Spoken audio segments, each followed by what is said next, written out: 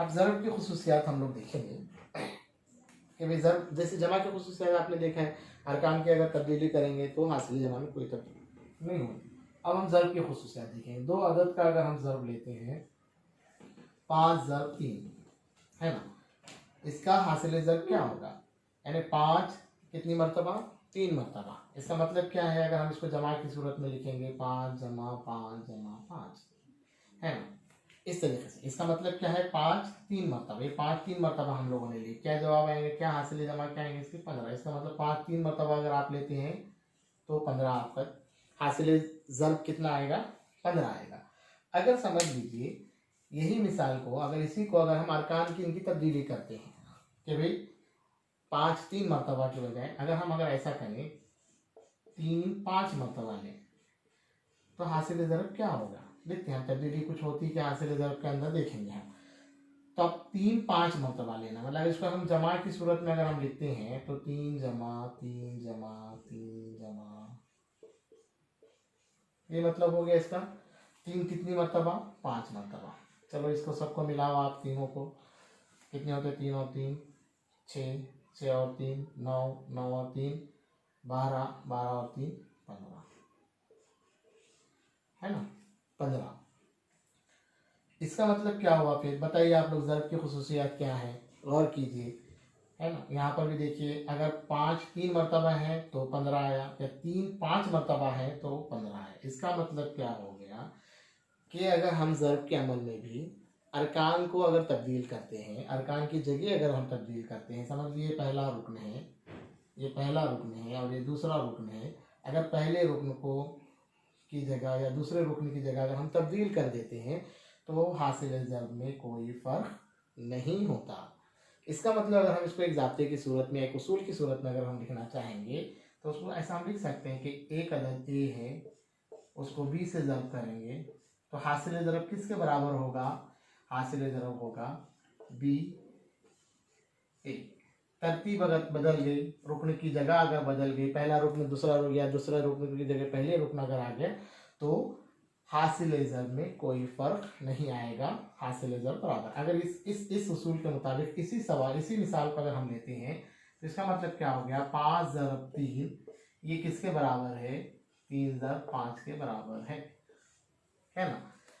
तो इस ज़र्ब के अमल पढ़ने की खुसूसियत ये है कि आगे की जमातों में जब आप रियाजी पढ़ेंगे तो आपको इस किस्म के उसूलों को समझने में आसानी होगी, ठीक है। तो ऐसे आप मिसालें और ले सकते हैं। आप एक बगैर इसका मिसाल ले लेंगे 7 ज़रब 8 किसके बराबर रहेगा वो, अगर उसको 8 ज़रब 7, ये ज़र्ब की खुसूसियत है, इस तरीके से रहेगा, ठीक है। अब हम ज़र्ब की, ये पहला उसूल है, ये पहला उसूल हो गया ज़र्ब का।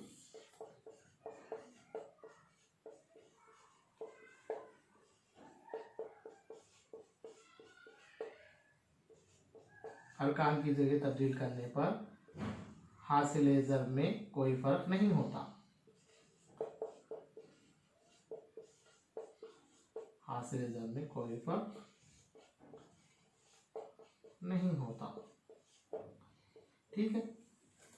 अब हम ज़र्ब की एक दूसरी खुसूसियत देखेंगे, ज़र्ब की दूसरी खुसूसियत देखेंगे। अगर हम किसी भी अदद को 1 से ज़र्ब करते हैं तो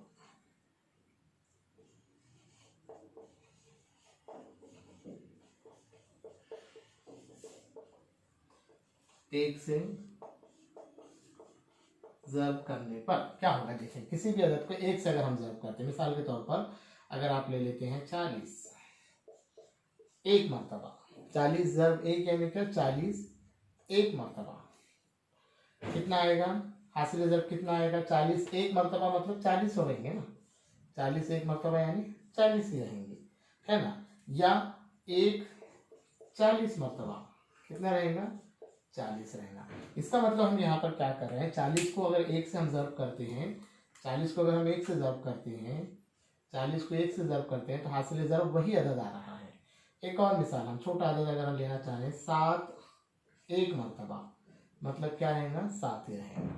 तो किसी भी अदद को 1 से अगर आप ज़र्ब कर रहे हैं तो हासिल ज़र्ब क्या आएगा, वही अदद आएगा जो ज़र्ब कर रहे हैं हम, वही अदद होगा, हासिल ज़र्ब वही अदद होगा, है ना। इस मिसाल को आप समझने की कोशिश करें।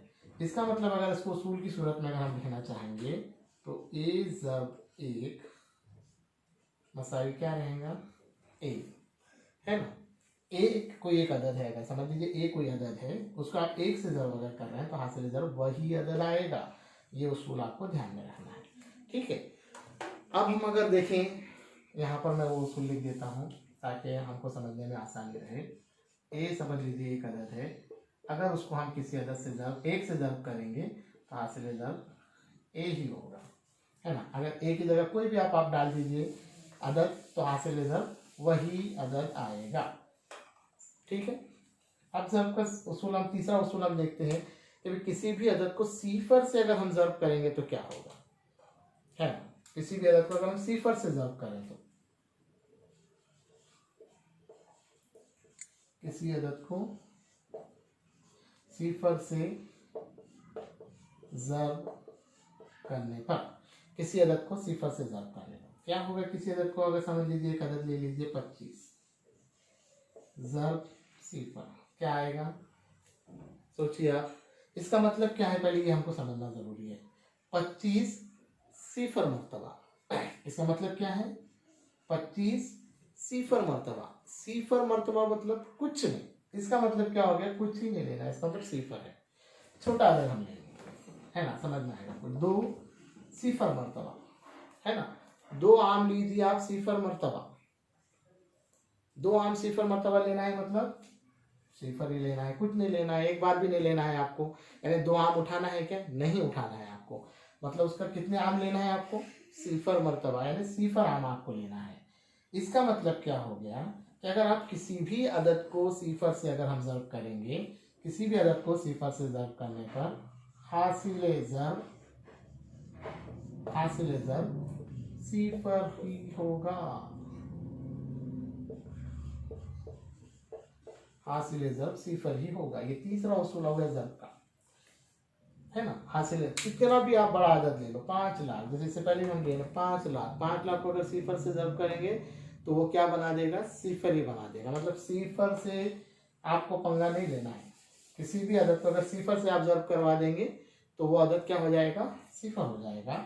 अगर हम उसको इस ज़ाब्ते की सूरत में अगर हम लिखते हैं, समझ लीजिए ए कोई अदद है, उसको अगर सीफर से आप ज़र्ब कर रहे हैं तो हासिल ज़र्ब क्या होगा, हासिल ज़र्ब सीफर ही होगा। तो ये ज़र्ब के अमल की खुसूसियात, ये 3 खुसूसियात ज़र्ब के अमल की हैं, आपको ये ज़हन नशीन करना है। आप ये वीडियो रोक रोक कर देखें और ऐसे मिसालें इन उसूलों को आप ज़हन नशीन कर लें, इन उसूलों को मिसालों के ज़रिए आप हल करने की कोशिश करें, ठीक है। शुक्रिया।